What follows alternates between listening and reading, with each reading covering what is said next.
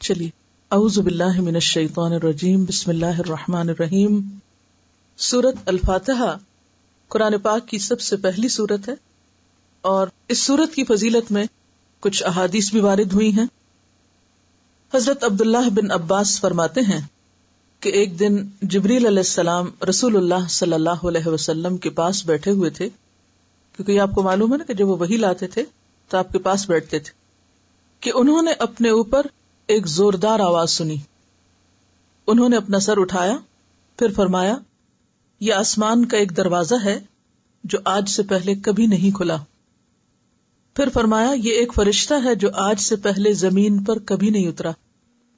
پھر اس فرشتے نے آپ صلی اللہ علیہ وسلم کو سلام کیا اور 2 نوروں کی خوشخبری دی اور کہا، یہ 2 نور آپ ہی کو دیے جا رہے ہیں، آپ سے پہلے کسی نبی کو نہیں دیے گئے، ایک سورۃ الفاتحہ اور دوسرا سورۃ البقرہ کی آخری 2 آیات۔ آپ جب کبھی ان دونوں میں سے کوئی کلمہ تلاوت کریں، یعنی سورۃ فاتحہ پڑھیں یا سورۃ البقرہ کی آخری آیات پڑھیں، تو آپ کو طلب کردہ چیز ضرور عطا کی جائے گی، یعنی اس کے بعد دعا قبول ہوتی ہے۔ صحیح مسلم کی روایت ہے۔ تو اس سے پتہ چلتا ہے کہ سورۃ الفاتحہ کتنی عظیم سورت ہے اور اس کا پڑھنا کتنا بابرکت ہے، اور اللہ سبحانہ وتعالی نے رسول اللہ صلی اللہ علیہ وسلم پر خاص انعام فرمایا اور آپ کو یہ سورت عطا فرمائی۔ قرآن پاک میں آتا ہے، وَلَقَدْ آتَيْنَاكَ سَبْعًا مِّنَ الْمَثَانِي وَالْقُرْآنِ الْعَظِيمِ، کہ ہم نے آپ کو 7 بار بار دہرائی جانے والی آیات عطا کی ہیں، اور اس سے مراد سورۃ الفاتحہ ہی ہے۔ ایک اور حدیث ہے جو بخاری کی ہے، آپ صلی اللہ علیہ وسلم فرماتے ہیں حضرت ابو سعید سے، یعنی اپنے ایک صحابی سے، آپ نے فرمایا، میں تجھے قرآن کی ایک ایسی سورت بتلاؤں گا جو قرآن کی سب سورتوں سے بڑھ کر ہے، اور وہ ہے الحمدللہ رب العالمین، اور یہی ہے وہ 7 آیات جو بار بار دہرائی جاتی ہیں، اور قرآن عظیم جو مجھے دیا گیا۔ حضرت ابو ہریرہ رضی اللہ عنہ فرماتے ہیں کہ آپ صلی اللہ علیہ وسلم نے فرمایا، سورت الحمد ہی ام القرآن، ام الکتاب، اور دہرائی ہوئی 7 آیات ہیں۔ یہ ترمذی کی روایت ہے۔ کیا؟ ام القرآن، ام کا کیا معنی ہوتا ہے؟ ماں، اور ماں سے مراد یہاں کیا؟ یعنی اصل، بنیاد۔ ام الکتاب اور دہرائی ہوئی 7 آیات۔ اس سورت کا نام الشفا بھی ہے اور الرقیہ بھی ہے، یعنی اس کے ذریعے دم بھی کیا جاتا ہے، شفا بھی حاصل ہوتی، اور ویسے تو قرآن سارے کا سارا ہی شفا ہے۔ سورۃ الفاتحہ ترتیب نزولی کے اعتبار سے 5ویں نمبر پر آتی ہے، اور یوں یہ نبوت کے ابتدائی دور میں نازل ہوئی، اور یہ پہلی سورت ہے جو پوری کی پوری ایک ہی بار اتری۔ باقی صورتیں تو کس طرح ہوتی ہیں کہ کوئی حصہ ایک دفعہ اترا، پھر کچھ بعد میں اترا، پھر ان کو اکٹھا کیا گیا، لیکن یہ پوری 7 آیات اکٹھی اتری۔ قرآن پاک کا جب آغاز کیا جائے تو حکم ہے کہ اللہ کی پناہ طلب کی جائے شیطان مردود سے۔ قرآن پاک میں آتا ہے، فَإِذَا قَرَأْتَ الْقُرْآنَ فَاسْتَعِذْ بِاللَّهِ مِنَ الشَّيْطَانِ الرَّجِيمِ، سورۃ النحل آیت نمبر 98، کہ جب تم قرآن کی تلاوت کرو تو شیطان مردود سے اللہ کی پناہ مانگو۔ تو قرآن پاک کے پڑھنے کے آداب میں سے پہلا ادب کیا ہے کہ شروع میں کیا کیا جائے؟ شیطان مردود سے پناہ مانگی جائے اور اللہ تعالیٰ کی پناہ میں اپنے آپ کو دیا جائے۔ کیوں؟ شیطان انسان کے دل میں ویسے بھی بہت وسوسے ڈالتا ہے، لیکن اس کی کوششیں اس وقت اور تیز ہو جاتی ہیں جب انسان اللہ کے رستے کی طرف قدم اٹھاتا ہے، اور وہ اس مقام تک پہنچ جاتا ہے کہ اللہ کی کتاب کھول لے، کیونکہ اب وہ اور زیادہ خوف میں مبتلا ہو جاتا ہے نا کہ اگر یہ شخص قرآن سے جڑ گیا تو پھر کیا ہوگا، میرے ہاتھ سے نکل جائے گا، اور اگر قرآن اس کو سمجھ آ گیا، اس کے دل میں اتر گیا، تو پھر یہ میرے بس میں نہیں رہے گا، کیونکہ اللہ تعالیٰ نے قرآن پاک میں فرمایا ہے، ان عبادی لیس لک علیہم سلطان، جو میرے بندے بن جائیں گے، بے شک میرے بندے، ان پر تیرا کوئی زور نہیں چلے گا۔ تو وہ پورا زور لگاتا ہے کہ انسان قرآن پڑھ کر بھی بھٹکے یا قرآن پڑھتے سمجھتے ہوئے بھی ادھر ادھر ہو جائے. یعنی وہ یہاں بھی جیسے نماز میں سب زیادہ وسوسے ڈالتا ہے، اسی طرح قرآن پڑھتے وقت بھی بہت وسوسے ڈالتا ہے. یہ تو بہت مشکل ہے، اور یہ تو تمہارے بس کی بات نہیں، اور کیا پتا اس کا معنی یہ نہ ہو کچھ اور ہو، اور اس طرح کی باتیں جو انسان کو اس سے پیچھے کر دیں، ہٹا دیں. اس لیے بہتر ہے کہ جب انسان قرآن کھولے پڑھنے لگے تو اعوذ باللہ کے ساتھ ابتدا کرے. لہذا آپ اعوذ باللہ من الشیطان الرجیم بھی پڑھ سکتے ہیں، اعوذ باللہ السمیع العلیم من الشیطان الرجیم بھی پڑھ سکتے ہیں، یعنی کسی بھی طرح اللہ تعالیٰ کی پناہ میں آئیں.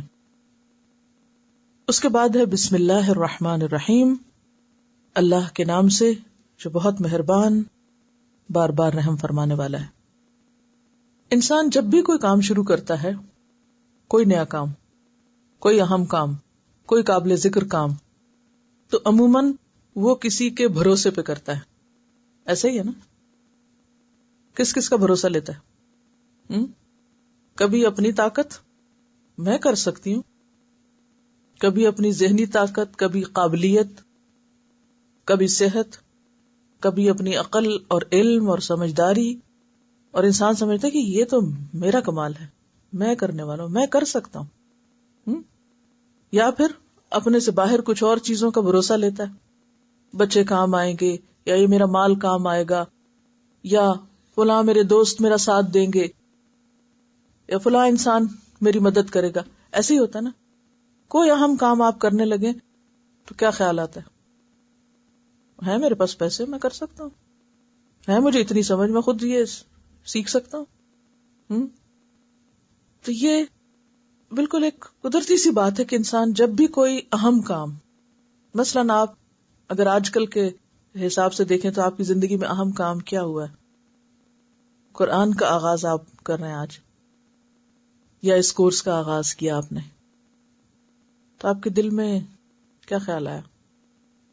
میرے پاس گاڑی بھی ہے، میرے پاس وقت بھی ہے، یا میری ہمت توفیق بھی ہے، عقل ہے، سمجھ ہے، سب ہے، اور میں کر سکتی ہوں. قدرتی تو شیطان ایسی باتیں ذہن میں ڈالتا ہے، اور عام رجحان بھی یہی ہوتا ہے کہ جب ہم کسی اہم کام کے کرنے کا سوچتے ہیں تو ہم سوچتے ہیں آتا ہے مجھے، میں کر سکتا ہوں. کبھی اپنے علم پہ بھروسہ، کبھی اپنی طاقت پہ بھروسہ، کبھی کسی بھی خارجی امر پہ بھروسہ، کبھی اسباب پہ بھروسہ. ٹھیک ہے، انسان کو اللہ تعالیٰ نے حکم دیا کہ وہ اسباب کو استعمال کرے، لیکن اسباب پر بھروسہ نہیں. تو کیا کرے؟ بسم اللہ الرحمن الرحیم. اللہ میرے میں طاقت نہیں، تیرے بھروسے پہ کام کرنے جا رہی ہوں، تو کرائے گا، کیونکہ ہر چیز پر تیری رحمت چھائی ہوئی ہے. میں تیری رحمت کی وجہ سے اس قابل ہوں گی کہ میں یہ کر سکوں، پڑھ سکوں یا پڑھا سکوں یا آ سکوں یا اس پر عمل کر سکوں. تو مومن کا طرز عمل کیا ہوتا ہے؟ کافر ہے تو شمشیر پہ کرتا ہے بھروسہ. وہ ایک عام شعر آپ نے پڑھا ہوگا نا کہ وہ اسباب پہ بھروسہ کرتے ہیں. ان میں اور آپ میں فرق کیا ہے؟ مومن اسباب اختیار کرتا ہے، بھروسہ نہیں کرتا. یہ ایک اندر ایک ایسا فرق آ جاتا ہے ایمان لانے کے بعد اور اللہ کے دین کی طرف آنے کے بعد کہ انسان حقیقی عاجزی اختیار کرتا ہے، ہر کمال اللہ کے لیے، ہر تعریف اللہ کے لیے، اور اپنی صرف کوشش. تو سب سے بہتر آغاز کسی بھی کام کے لیے کیا ہو سکتا ہے کہ انسان وہ کام کس طرح شروع کرے؟ اللہ کے بھروسے پر شروع کرے. تو ہمیں حکم کیا دیا گیا کہ ہم کیا کریں؟ اپنے کاموں کو کس سے شروع کریں؟ بسم اللہ سے. جیسے وضو کرتے وقت، کھانا کھاتے وقت، گھر میں داخل ہوتے وقت، گاڑی میں بیٹھتے وقت. تو جتنے بھی اہم کام ہیں تو ان کے شروع میں آپ کو کیا کرنا ہے؟ بسم اللہ پڑھنا ہے. اور اہم ترین کاموں میں سے اہم قرآن پڑھنا. اس لیے قرآن کے آغاز میں بھی آپ کیا کرتے ہیں؟ بسم اللہ الرحمن الرحیم پڑھتے ہیں. الحمد للہ رب العالمین، سب تعریف اللہ کے لیے ہے جو رب ہے تمام جہانوں کا. حمد نعمتوں کے اعتراف کے لیے ہوتا ہے. یا حمد کا معنی ہے نعمت کا اعتراف کرنا کہ یہ میرے رب نے ہی مجھے دی ہے، یہ اسی کی طرف سے مجھے ملی۔ بندہ مومن ہر خیر اور ہر بھلائی کے ملنے پر بھلائی دینے والے کو یاد کرتا ہے، اس کا شکر کرتا ہے، اس کی طرف رجوع کرتا ہے، اس کا اعتراف کرتا ہے کہ اس نے مجھے دی۔ تو یہ کلمہ جب وہ بولتا ہے تو یہ خالق کو خوش کرتا ہے، مالک کو خوش کرتا ہے۔ اسی لیے جب ایک دفعہ انسان دل سے، ایک تو نا زبانی تکرار ہم کرتے رہتے ہیں وہ بھی ٹھیک ہے، لیکن ایک یہ کہ دل سے کھانا کھاتا ہے یا پانی پیتا ہے یا کوئی بھی نعمت اس کو ملتی ہے جس سے وہ راحت اور سکون پاتا ہے یا خوشی ملتی ہے، چاہے وہ دیکھنے کی ہو، چاہے وہ کھانے کی ہو، چاہے وہ نیند جیسی نعمت ہو، تو وہ کیا کرتا ہے؟ فوراً اللہ کا شکر ادا کرتا ہے اور الحمدللہ کہتا ہے۔ تو جو شخص دل سے الحمدللہ کہتا ہے تو صحیح مسلم میں آتا ہے الحمدللہ تملأ المیزان، الحمدللہ کا کہنا میزان کو بھر دیتا ہے، یعنی اللہ کے نزدیک اتنا پسندیدہ کلمہ ہے۔ ہم اس کو فار گرانٹیڈ لیتے ہیں، بھوک لگی ہے، کھانا ہے ہمارے پاس، کھا لیا بس ٹھیک ہے، تو پھر حق تو نہیں ادا کیا نا، شکر تو نہیں ادا کیا۔ ہمارے پیسے تھے، ہم بنا کے لائے تھے اور ہم نے کھا لیا بس، نہیں۔ کتنے ہی لوگ ایسے ہیں کہ جن کے پاس یہ سب کچھ نہیں ہے۔ اگر آپ کو اللہ نے دیا ہے، نوازا ہے، تو پھر دینے والے کا شکر ادا کرنا بھی لازم ہے۔ ترمذی کی روایت ہے الحمدللہ افضل الدعاء، الحمدللہ سب دعاؤں سے افضل ہے، یعنی جب آپ الحمدللہ کہتے ہیں تو اللہ کی رحمت کو اپنی طرف متوجہ کرتے ہیں۔ اسی طرح الحمدللہ مختصر ترین ہے، لیکن حمد کے اور بھی کئی طریقے اور انداز ہیں جو مختلف مقامات پر ان کا اظہار کیا گیا۔ مثلا بندہ مومن صبح اٹھتا ہے تو الحمدللہ سے آغاز کرتا ہے، کھاتا ہے پیتا ہے تو الحمدللہ پڑھتا ہے۔ پھر اسی طرح نماز میں رکوع کے بعد حمدن کثیرن طیبن مبارکن فی، یا ملء السماوات وملء الارض وملء ما بینہما وملء ما شئت من شیء بعد، اور آگے بھی طویل روایت ہے یہ۔ تو اس وقت بھی کھڑے ہو کر وہ اللہ کی نعمتوں کو یاد کر کے شکر ادا کرتا ہے۔ اسی طرح جب کوئی اس کی زندگی میں خاص نعمت آتی ہے تو وہ اپنے اپنے الفاظ میں اس کا اظہار کرتا ہے، کیونکہ وہ جو سے پہلے میں نے لفظی وضاحت میں عرض کیا تھا کہ وہ جو ایک تھرل دل میں پیدا ہوتی ہے کسی نعمت کو دیکھ کر، تو اس کے بعد پھر بے ساختہ جو الفاظ زبان سے نکلتے ہیں وہ اللہ کے ہاں بہت ہی ویلیویبل یا قدر کیے گئے الفاظ ہوتے ہیں۔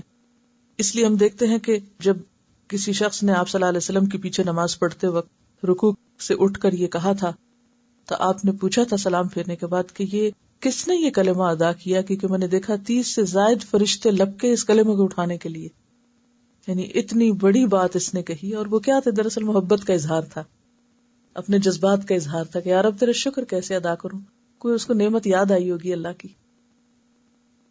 تو الحمدللہ کہنا بہترین الفاظ میں اللہ کی نعمت کا شکر ادا کرنا ہے۔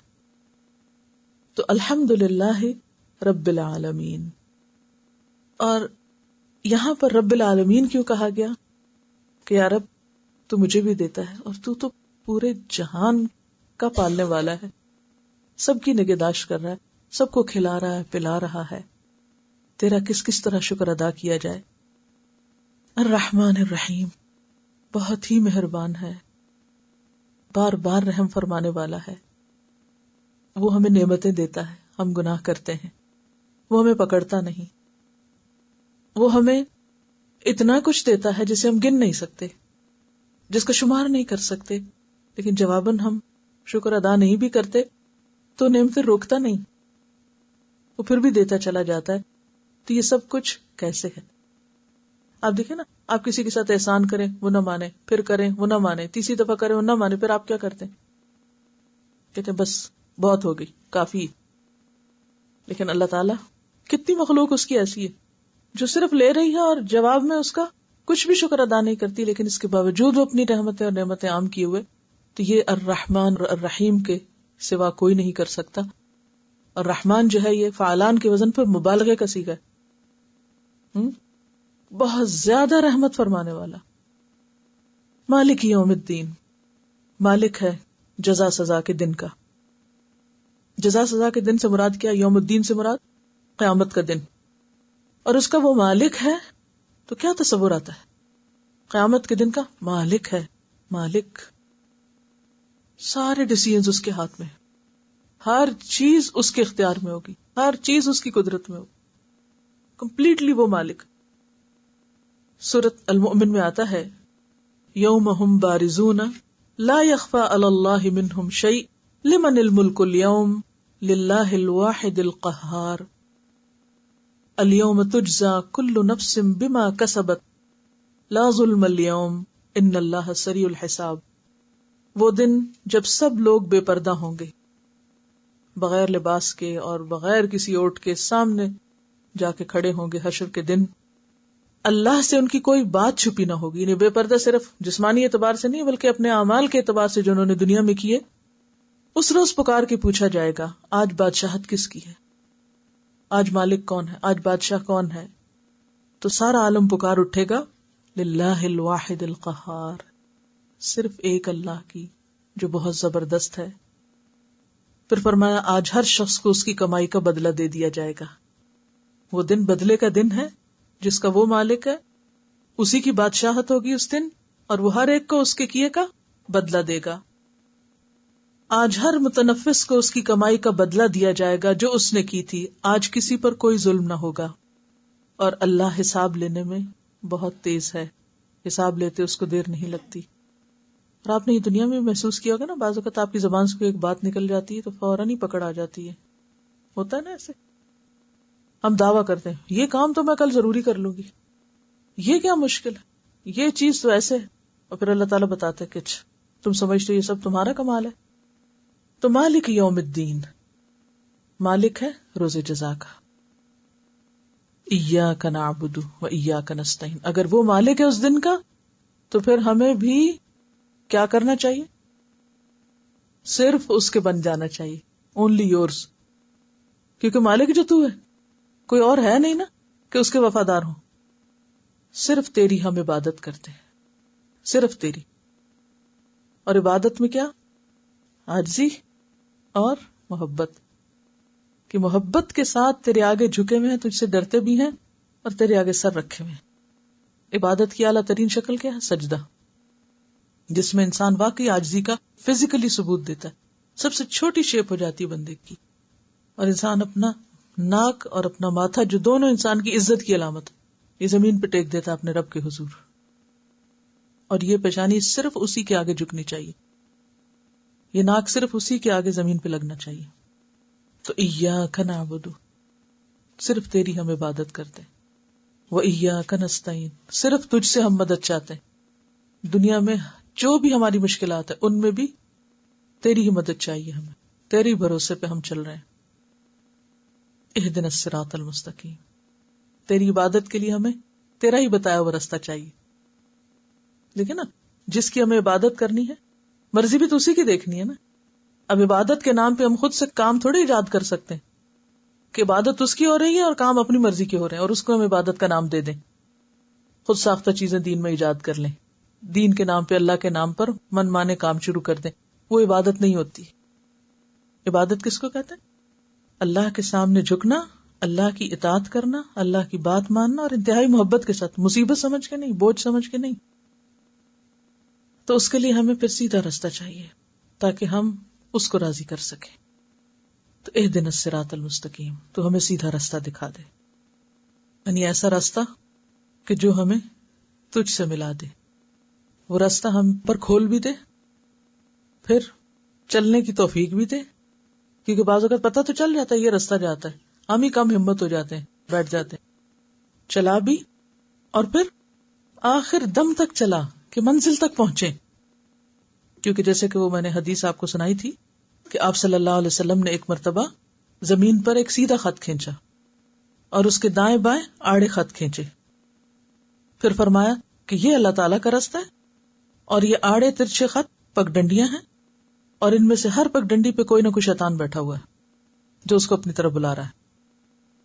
کہیں نفس اپنائی، کہیں کوئی انسان ہے، کہیں کوئی اور چیز ہے، اور انسان قدم قدم پہ بھول جاتا ہے، کیونکہ یہ سب سامنے نظر آتے ہیں نا، اور اللہ کا راستہ ہمیں دھندلا جاتا ہے. تو اہدنا الصراط المستقیم. اور ہر روز کی ہر نماز کی ہر رکعت میں ہم یہی مانگتے ہیں، کیونکہ ہم ہر نماز کے بعد پھر بھول جاتے ہیں، پھر نئے سرے سے پھر کھڑے ہوتے ہیں، پھر یہی مانگتے ہیں. کبھی آپ نے سوچا کہ یہ اتنی ریپیٹیشن کیوں سورۃ الفاتحہ کی؟ اور جیسا کہ آپ جانتے ہیں کہ نماز ہوتی ہی نہیں کس کے بغیر؟ سورۃ الفاتحہ کے بغیر. یعنی جس نماز میں سورۃ الفاتحہ نہ ہو وہ نماز نماز ہی نہیں.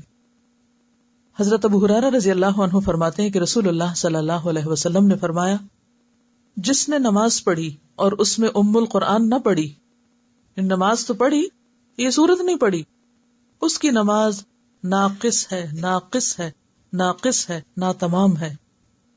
ابو ہریرہ سے ایک صحابی نے پوچھا، ابو ہریرہ کبھی میں امام کے پیچھے ہوتا ہوں تو پھر میں کیا کروں؟ ابو ہریرہ نے فرمایا، فارسی کے بیٹے دل میں پڑھ لیا کرو، کیونکہ میں نے رسول اللہ صلی اللہ علیہ وسلم کو یہ کہتے ہوئے سنا کہ اللہ تعالیٰ نے فرمایا، میں نے نماز کو، اور مراد یہاں نماز سے سورۃ الفاتحہ ہے، میں نے نماز کو اپنے اور بندے کے درمیان آدھا آدھا تقسیم کر دیا ہے، آدھی میرے لیے ہے اور آدھی میرے بندے کے لیے. جو کچھ وہ سوال کرے، یعنی بندے کے لیے کیا ہے؟ جو وہ مانگے. میرا بندہ نماز میں کھڑا ہوتا ہے اور کہتا ہے الحمدللہ رب العالمین، تو اللہ تعالیٰ فرماتا ہے میرے بندے نے میری تعریف کی. لیکن اگر ہم سوچتے ہی نہیں اس وقت تو اللہ تعالیٰ کیا جواب دیتے ہوں گے؟ پھر وہ کہتا ہے الرحمن الرحیم، تو اللہ تعالیٰ فرماتا ہے میرے بندے نے میری ثنا بیان کی، یعنی تعریف کی. پھر وہ کہتا ہے مالک یوم الدین، تو اللہ تعالیٰ فرماتا ہے میرے بندے نے میری بزرگی بیان کی.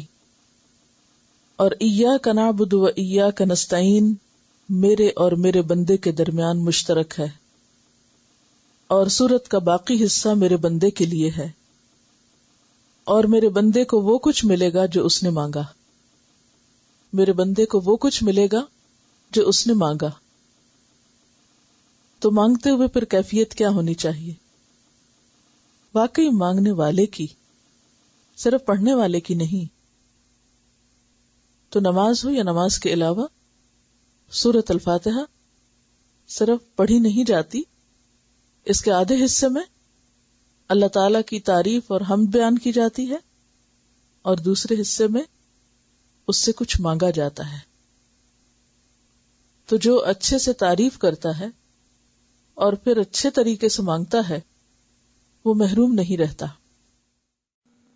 تو اس سے پتہ چلتا ہے کہ یہ انتہائی اہم صورتوں میں سے ہے جس میں انتہائی اہم دعا مانگی گئی ہے. اور زندگی کی اہم ترین دعا کیا ہے؟ سیدھے رستے کی رہنمائی کی دعا. اب ہم ہر روز مانگتے ہیں اللہ دکھا، اللہ تعالیٰ کہتے ہیں یہ کتاب ہے دیکھو، اس کو ہم کھولتے ہی نہیں. ساری دنیا کے علوم پڑھیں گے، اس کو نہیں پڑھنا چاہتے. کیسے رستہ پتہ چلے؟ اگر آپ کو یہاں سے کسی دوسرے شہر میں جانا ہو تو نقشہ لیتے ہیں یا نہیں؟ یا ایسے ہی چل پڑتے ہیں ہائی وے پہ کہ میں نے ڈرائیونگ لائسنس لے لیا ہے، میں نے ڈرائیونگ ٹیسٹ پاس کر لیا، میں گاڑی چلا سکتی ہوں، میں جا رہی ہوں. ایسے تھوڑی کرتے ہیں. کیا کرتے ہیں؟ ہاں، میپ لے کے ڈائریکشن لیتے ہیں کہیں نکلنے سے پہلے، یا ایسے اندازے سے چل پڑتے ہیں. وہ جہاں گاڑیاں جا رہی ہوں پیچھے پیچھے میں بھی چلی جاؤں گی. ایسے تھوڑی جاتے ہیں. معلوم نہیں کون کدھر جا رہا ہے، مجھے تو وہاں جانا ہے جہاں میری ضرورت ہے، تو مجھے کسی اور پہ ڈپینڈ نہیں کرنا. اگر کبھی بھی آپ کسی اور گاڑی کو فالو کرتے ہوئے اپنی منزل پہ پہنچنے لگے تو کیا ہوگا؟ کہیں اور ہی پہنچ جائیں گے. تو اس طرح آپ صرف معاشرے کو، لوگوں کی بھیڑ کو، لوگوں کے چلنے کو دیکھ کر کے چلو تم ادھر کو ہوا ہو جدھر کی، اور جدھر لوگ جا رہے ہیں ریلا جا رہا ہے عوام الناس کا، تم بھی وہی کرتے رہو، نہ اپنی عقل سے سوچو اور نہ اچھے برے کی تمیز جانو، اور کہو کہ ہم تو جنت میں پہنچنے کے کام کر رہے ہیں اور پہنچ جائیں گے اپنی منزل پہ. تو یہ خود کو دھوکہ دینا ہے. اگر آپ واقعی اللہ کی رضا تک پہنچنا چاہتے ہیں، ابدی خوشیوں تک پہنچنا چاہتے ہیں، تو لازم ہے کہ رستہ دیکھیں، اس کتاب کو پڑھیں، کیونکہ ذالک الکتاب لا ریب فیہ ہدی للمتقین اور ہدی للناس. نمبر 2، صرف دیکھ کر پھر اس کو بند نہ کر دیں، چلے، اور پھر چلتے چلتے رک نہ جائیں بلکہ مرتے دم تک چلیں. یہ دعا ہے جو ہم مانگتے ہیں نماز میں، اہدنا الصراط المستقیم. اب اس صراط کی مزید وضاحت ہے، صراط الذین انعمت علیہم، ان لوگوں کا راستہ جن پر تو نے انعام کیا. مجھے ان لوگوں کا راستہ چاہیے جن کو تو نے نوازا، ہدایت سے نوازا، نعمتوں سے نوازا، اپنی رضا سے نوازا، اور جن کو تو نے اس منزل تک پہنچا دیا. مجھے بھی ویسا ہی بنا دے. جن بندوں سے تو محبت کرتا ہے مجھے بھی تو ویسا ہی بنا دے. اللہ مجھے اپنی محبت دے، اس کی محبت دے جو تجھ سے محبت کرتا ہو. محبت کرنے کا بھی ایک معیار ہے، ہر ایک سے نہیں محبت کی جا سکتی. مجھے اس کی محبت دے جو تجھ سے محبت کرتا ہے. اور وحب عمل یقربنی الی حبک، اور ایسے کاموں کی محبت دے، ان کاموں سے محبت دے، ان کاموں میں میرا دل لگا دے جو مجھے تیری محبت دے دے، جس چیز سے مجھے تیری محبت مل جائے. تو صراط الذین انعمت علیہم کن کا راستہ ہے؟ اللہ کے پیاروں کا راستہ ہے. اللہ اپنے پیاروں میں شامل کر لے. ادخلنی برحمتک فی عبادک الصالحین. یوسف علیہ السلام کو جب مصر کی بادشاہت ملی، کیا مانگا انہوں نے؟ فاطر السماوات والارض انت ولی فی الدنیا والآخرہ توفنی مسلما والحقنی بالصالحین. جتنے بھی اللہ کے نیک بندے اور پیغمبر ہیں، ان سب کی سب سے بڑی تڑپ یہی ہوتی تھی کہ یا رب اپنے پیاروں کے ساتھ ملا دے. الحقنی بالصالحین، ادخلنی برحمتک فی عبادک الصالحین. تو ہمیں اپنے لیے بھی روز کیا مانگنا ہے؟ اللہ جن بندوں سے تو راضی ہے ہمیں بھی ان میں شامل کر، ہمارا نام بھی اسی رجسٹر میں لکھ دے، ہمیں بھی ان جیسے ہی کام کرنے کی توفیق دے. صراط الذین انعمت علیہم، انعام یافتہ لوگوں جیسا بنا دے. اور وہ کون ہے؟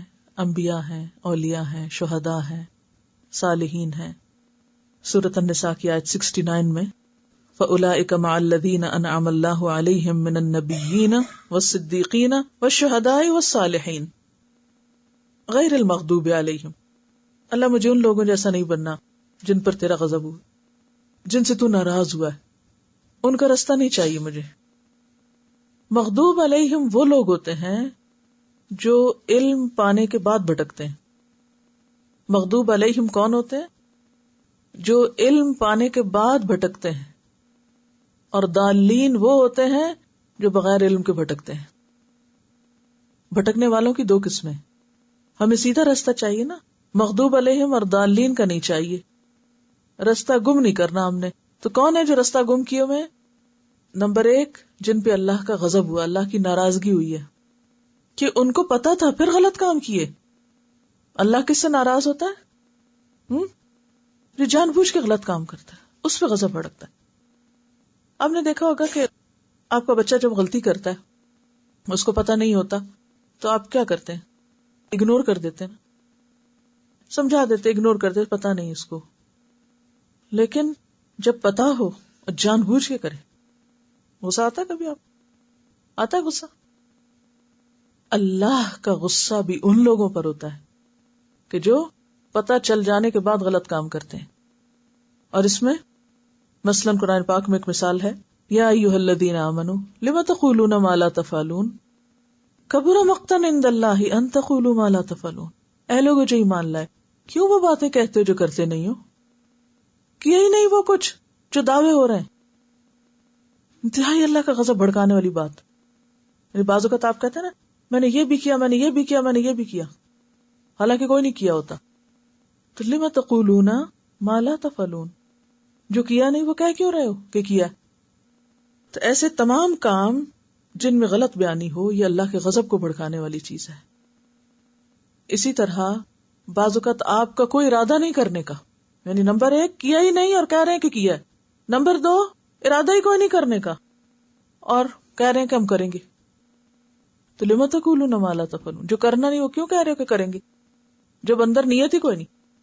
بعض اوقات کوئی ہم سے کچھ مانگتا ہے یا کوئی بات پوچھتے ہیں، وہ کہتے ہیں ہم کریں گے، کرنا چرنا اندر نیت ہے ہی نہیں کرنے کی، اور صرف جھوٹے دوسرے کو بہلا رہے ہیں. تو یہ چیز اللہ کے غضب کو بھڑکانے والی ہوتی ہے. پچھلی قوموں میں سے جتنی بھی قومیں برباد ہوئی، سب سے پہلے کس کے اوپر تباہی آئی؟ قوم نوح، پھر ہود، صالح، ان پیغمبروں کی جو قومیں تھی، عاد و سمود وغیرہ، ان پہ اللہ ناراض ہوا نا، تباہ ہوئی نا یہ قومیں، یا نہیں؟ پھر کرتے کرتے آگے بنی اسرائیل پہ اللہ کا غضب ہوا. تو اللہ تعالیٰ ایسے ہی نہیں کسی قوم کو تباہ کرتا جب تک کہ اس کے اوپر حجت تمام نہ کر دے، اس تک حق نہ پہنچا دے. اللہ تعالیٰ نے حق پہنچایا، پیغمبر بھیجے. حضرت نوح علیہ السلام کیا کہتے ہیں؟ انی دعوت قومی لیلا و نہارا، رات دن پکارا، چپ کے بھی پکارا، بلند ہر طرح بتایا، اور پھر سن کے نہیں دیا تو پھر سب کو ڈبو دیا اللہ نے. اللہ کا غضب ٹوٹا. یہ اس طرح کی جو آفات ہوتی ہیں وہ ایک طرح سے اللہ کا غضب بھی ہوتی کہ جب کسی کے اندر کوئی خیر باقی نہیں رہتی تو پھر اللہ تعالیٰ یہ کوڑا کرکٹ صاف کرو، اس کو، یہ جینے کے لائق نہیں. تو اللہ ہمیں ایسے لوگوں میں شامل نہ کرنا جن سے تو ناراض ہوتا ہے. یہ سمپل معنی ہے اس کا. ہم جب اس کی تفسیر کرتے ہیں، کبھی کسی ایک قوم دو قوموں کے اوپر نام لگا دیتے یہ مغضوب ہے، اور پھر کہتے ہیں ہم تو الحمدللہ ہدایت یافتہ ہیں. حالانکہ کام ہم بھی وہی کر رہے تھے جو انہوں نے کیے. جیسے آپ نے فرمایا نا، تم ہر اس قوم میں گھسو گے جہاں بنی اسرائیل پہلی قوم میں گھسی. تو سب غلط کام کر کے پھر ہم کہیں اللہ ہم سے راضی ہے. آج آپ دیکھیں مجموعی طور پر مسلمانوں کا حال کیا ہے. کبھی سوچا کیوں ہر وقت دوسروں کو بلیم کرتے ہیں؟ وہ فلاں نے ہمارے اوپر بڑا ظلم کیا، فلاں نے سازش کی، فلاں نے، سب یہی بولی بول رہے ہوتے ہیں. کبھی نہیں سوچتے ہم نے بھی تو کچھ کیا ہوگا، ہم نے کیا کیا؟ آخر ہم کلمہ گو ہیں، اللہ کیوں ناراض ہے ہم سے؟ ہمیں اس طرح بھی سوچنا ہے کہ ہماری غلطی کہاں ہے. اور بہت بڑی غلطی ہوتی ہے کہ جب ہم دعوے بڑے بڑے کہتے ہیں. یہود بھی تو کہتے ہیں نحن ابناء اللہ و احباہ، ہم اللہ کے بیٹے ہیں، اللہ کے محبوب ہیں، اللہ کے بڑے پیارے ہیں. ہم بھی کیا کہتے ہیں؟ ہم حضور صلی اللہ علیہ وسلم کی امت ہیں اور آپ کے لاڈلے ہیں اور آپ کے بہت پیارے ہیں اور ہم آپ سے بھی بڑی محبت کرتے ہیں. لیکن اس کے بعد ایک سنت پر عمل کرنے کو تیار نہیں. تو جب آپ دعویٰ کر رہے ہیں محبت کا تو پھر پیروی بھی نہیں کریں گے. ان کنتم تحبون اللہ فاتبعونی یحببکم اللہ. اللہ کی محبت چاہیے تو کیا کرو؟ پھر وہ کرو جو پیغمبر نے کیا، جو اس کے محبوب نے کیا. تو مغضوب علیہم صرف کسی خاص قوم کی طرف اشارہ نہیں، یہ ہر اس بندے کی طرف اشارہ ہے کہ جو اللہ کے غضب کو بھڑکانے والے کام کرے، باتیں کرے یا کام کرے. اور ان میں نمبر 1 جو نہ کیا ہو وہ کہے کہ میں نے کیا ہے، اور جو نہ کرنا ہو وہ کہے کہ میں کروں گا. ولضالین، دال ضاد لام لام، رستہ گم کرنا لا علمی کی وجہ سے، پتہ ہی نہیں، ڈائریکشن لیے بغیر گھر سے نکل کھڑے ہوئے، کوئی نہ سیکھا نہ جانا نہ بوجھا اور چل پڑے. تو ایسے لوگ جو لا علمی سے بھٹکتے ہیں ان کے لیے کیا حکم ہے کہ وہ دالین ہیں. یا اللہ ہمیں دالین میں شامل نہ کرنا، بھٹکنے والوں میں شامل نہ کرنا، جنہوں نے اپنا رستہ گم کر دیا، جنہوں نے رستہ جاننے کی زحمت ہی گوارا نہیں کی. تو دنیا میں بے شمار لوگ ایسے ہیں، بے شمار، ان گنت. کیا کرتے ہیں وہ؟ رستہ جاننے کے لیے اس کو کھولتے ہی نہیں، ہے نا، انجانے میں بھٹک رہے ہیں. کیوں غلط کام کر رہے ہیں؟ پتہ ہی نہیں کہ صحیح کیا ہے، صحیح اور غلط کی تمیز ہی کوئی نہیں. تو یا اللہ ہمیں نہیں ان میں شامل کرنا. تو ہمیں کس میں پھر شامل کرنا؟ انعام یافتہ لوگوں میں. تو انعام، سب سے پہلا انعام کیا ہے؟ ہدایت کا انعام، کہ اللہ کسی پر دین اسلام کی نعمت کھول دے. اتممت علیکم نعمتی، اسلام کو نعمت کہا گیا. تو جو اسلام میں داخل ہو گیا، پھر اس کے بعد اس کو رستہ مل گیا، چاہیے رستہ، پھر اس کے بعد اس کا دین کا علم حاصل کیا، چلتا رہا، کیونکہ ساری زندگی سیکھتا بندہ، چلتا رہتا ہے. جب تک موت نہیں آ جاتی یہ سفر جاری رہتا ہے، سیکھتا رہتا ہے انسان. اور پھر آخر اپنے رب سے جا ملا نفس مطمئنہ بن کے.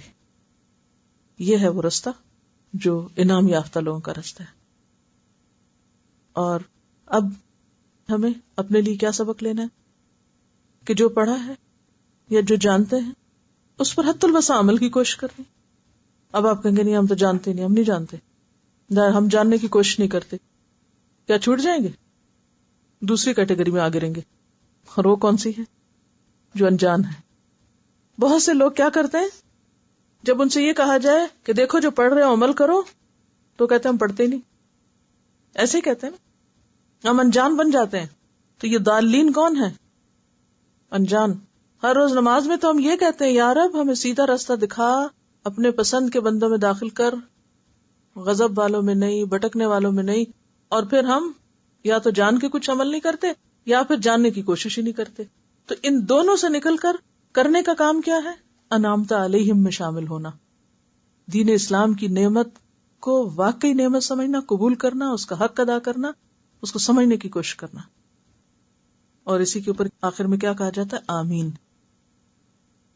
حضرت ابو ہریرہ رضی اللہ عنہ فرماتے ہیں کہ رسول اللہ صلی اللہ علیہ وسلم نے فرمایا، جب امام وللضالین کہے تو تم آمین کہو. جس کا آمین کہنا فرشتوں کے آمین کہنے کے موافق ہو گیا، اس کے پہلے گناہ بخش دیے جاتے ہیں. ٹھیک ہے. جب امام وللضالین کہے، جیسے مسجد میں خاص طور پر، تو تم آمین کہو. جس کا آمین کہنا فرشتوں کے آمین کہنے سے مل گیا، موافق ہو گیا، اس کے پچھلے گناہ بخش دیے جائیں گے. صحیح بخاری کی روایت ہے. اسی طرح عطا بن ابی رواح کہتے ہیں کہ آمین دعا ہے. آمین کیا ہے اصل میں؟ دعا. اللہم استجب، اللہ دعا قبول کر لے. یعنی دعا کر کے ہم پھر آخر میں کیا کہتے ہیں؟ یا رب. آمین کہنے کا مطلب کیا؟ یا رب جو ہم نے مانگا ہے تو اس کو قبول کر دے، پورا کر دے، ایسا ہی ہو جائے. اچھا یہ یاد رکھیے کہ یہ لفظ آمین نہیں ہے، میم کی شد کے ساتھ نہیں ہے. کیا ہے؟ آمین. آمین ہے. ٹھیک ہے. چلیے الحمدللہ سورت مکمل ہوئی.